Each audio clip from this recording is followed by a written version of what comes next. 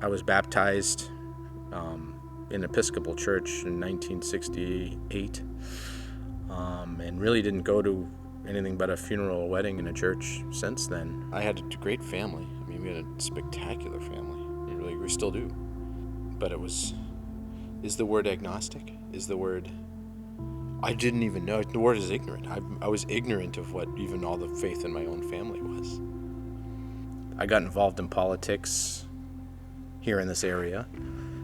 And strangely enough, through politics, I found somebody at this church that kind of gave me a card to come on a Sunday. The first time I came, I didn't know what to expect. It was so overwhelming. And I remember thinking towards the end of it, why am I almost in tears? Something is going on. This is amazing.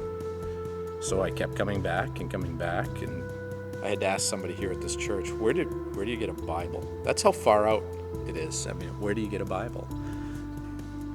It was probably a few months after coming here, and reading the scriptures was hard. A lot of things just didn't make sense.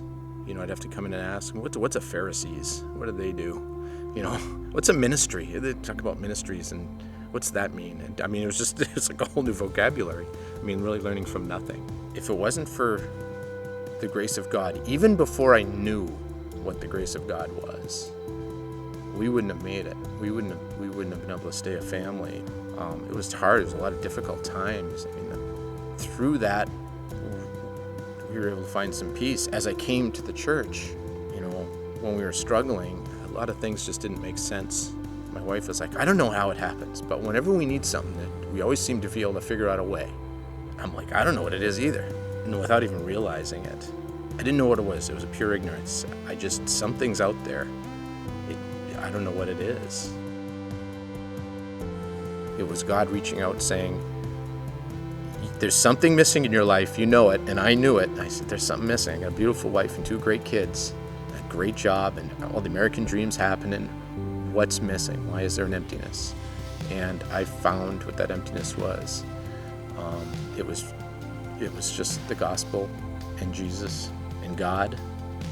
Through that, being able to backtrack through life and look at the different places where grace had touched me, that really hit home.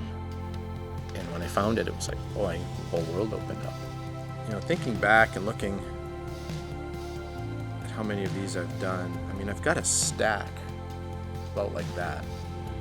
So it's probably well over 300 by now. It's quite a few. This is kind of an Easter thought. Obviously, the day of crucifixion. It's a bad day for Jesus, a great day for the rest of us. I never really understood what it was until I read, but what we have here is obviously the crucifixion, the other 2 poor souls that were there. What you see is, this is grace flowing from Jesus' heart on the cross. He's wrapped in grace as this wraps around, and this grace comes down, and it ends up from his heart came right to my heart. But for the grace of God, there goes I. That's Easter. He took it all. So imperfect people like me can still be saved. It's an incredible gift.